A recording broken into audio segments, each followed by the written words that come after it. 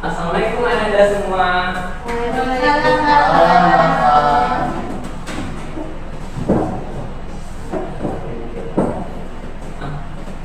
Nah, gimana kabarnya Anda semua pagi ini? Baik. Nah, baik ya. Sebelum pembelajaran kita mulai, untuk Ketua Adi silakan pimpin untuk doanya. Kita memulai pembelajaran materi sebelum dari masing-masing doa dimulai. Selesai. Nah, baik ya. Untuk hari ini Bapak akan mengambil absen. Adi Asari, Oke, Pak. Abdul, Abdillah, Tia, Rizka, Yuli, Diran. Apakah ada yang tidak hadir hari ini? Gitu dulu, Pak. Kenapa itu? Dia sakit, Pak. Oke. Nah, sebelum kita masuk pada pembelajaran yang baru, pembelajaran kita itu tentang perbedaan batik dengan kain lain dan pengenalan alat dan bahan serta pengetahuan pada motif batik. Nah, sebelum masuk pada materi ini, Bapak mau nanya, ada yang ingat nggak sama materi kita yang minggu yang lalu? Tentang batik, Pak. Ya, nah, apa itu batik? Batik adalah seni menghias kain dengan menggunakan cantik, lilin merah. Nah, tepuk tangan dulu buat Yuli.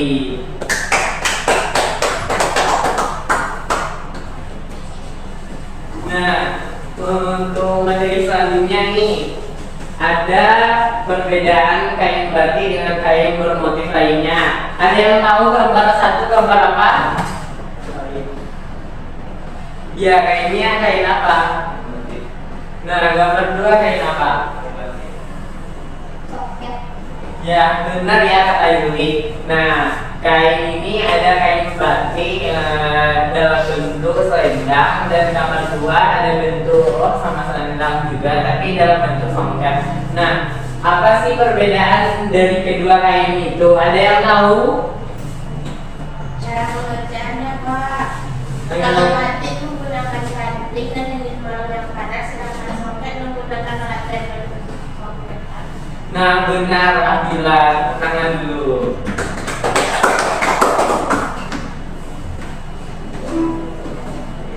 Nah, untuk selanjutnya itu alat dan bahan dalam batik. Nah, ada yang tahu alat yang digunakan dalam batik ini apa aja?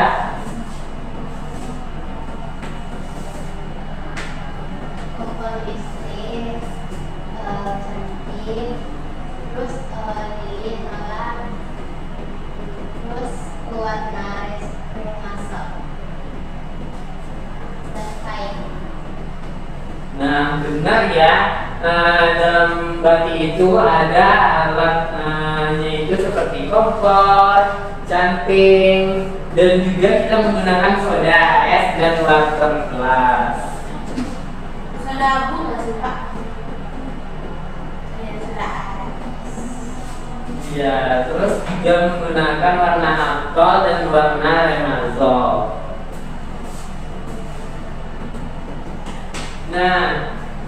Nah, menurut Anda semua nih, kan kita udah mempelajari alat sama bahannya.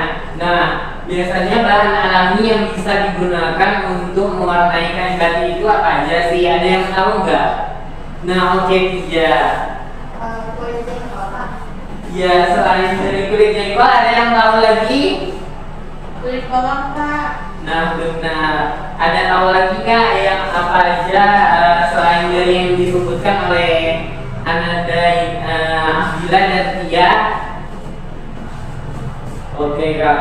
Jadi warna yang benar ya yang dijelaskan oleh Tia dan Abdillah tadi, kita menggunakan warnanya itu dari kulit jengkol, kulit bawang, dan juga ada menggunakan yang namanya tanah liat untuk mewarnai kain batik secara alami. Nanti itu kain batiknya bakalan dicelupin.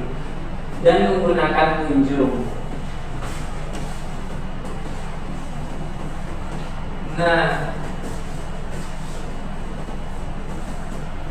Nah, di sini ada pengenalan motif.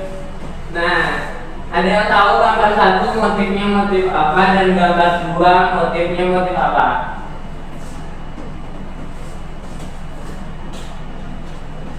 Oke, Rizka. Gambar 1 motifnya fauna, gambar 1 flora, gambar 2 fauna, Pak. Nah, benar ya yang dikatakan oleh Rizka. Tepuk tangan dulu dong. Itu ya. Nah, jadi dalam tadi itu motifnya itu bisa juga digabungkan dari motif flora. Nah, contohnya ini ada daun, terus ada floranya, ada faunanya juga kayak lamau ataupun kupu-kupu juga boleh nanti. Nah, di sini apa yang dilakukan apabila lilin motifnya itu patah? Apakah ada yang tahu? Apakah ada tahu? Ketika lilin patah karena motif, mengulangi lagi pencantingan. Nah, kenapa warnanya berubah? Ya, karena patah dari lilin tadi, Pak. Nah, benar ya yang dijelaskan oleh Amila. Nah, jadi lilinnya itu diulang lagi biar warnanya itu tidak melebar. Kalau misalnya warnanya itu melebar, juga bisa ditutupi, ditimpa lagi warnanya. Sebelum ditimpa itu harus melalui proses yang namanya tembokan. Nah, produk apa yang bisa dibuat dari kain batik? Mungkin ada selendang, Bapak, terus ada baju mahasiswa bisa dibikin menggunakan kain batik, Bapak. Alas meja dan peralatan rumah seperti yang harus. Nah, benar ya yang dijelaskan oleh Amila. Tepuk tangan dulu dong.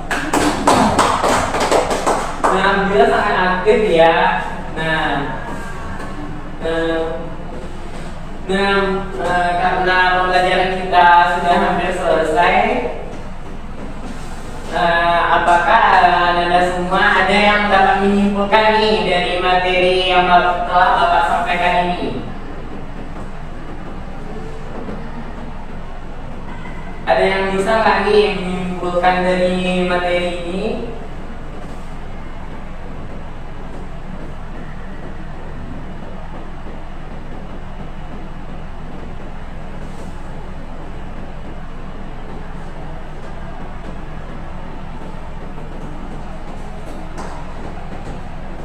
Nah, Rizka, apakah dapat menyimpulkannya?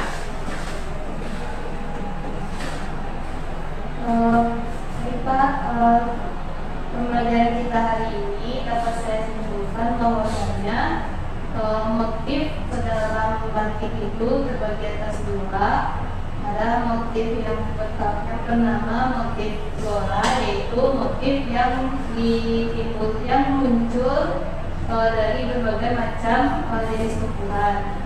Yang kedua ada motif fauna, yaitu motif yang muncul dalam bentuk figur hewan. Nah, benar ya kata Rizka. Nah, di batik itu kita digunakan motif flora dan fauna dan juga prosesnya. Nah, di batik kita juga dapat menggabungkannya ya dari motifnya itu seperti yang telah Bapak jelaskan tadi. Nah, sebelum pembelajaran kita berakhir, Bapak ada tugas nih bahwasanya itu kita minggu besok praktek ya. Jadi praktek kita itu campuran motif dari flora dan fauna. Jadi nanti itu bisa minta ACC sketsanya sama Bapak besok dan kita langsung proses mencanting. Oke semua, Ananda? Oke, Pak. Baik. Nah, untuk minggu depannya lagi kita di proses warnaan. Jadi pengerjaannya itu 3 minggu ya. Oke. Baik, sampai di sini dulu pembelajaran yang dapat Bapak sampaikan. Assalamualaikum warahmatullahi wabarakatuh. Waalaikumsalam warahmatullahi wabarakatuh. Terima kasih Bapak. Iya.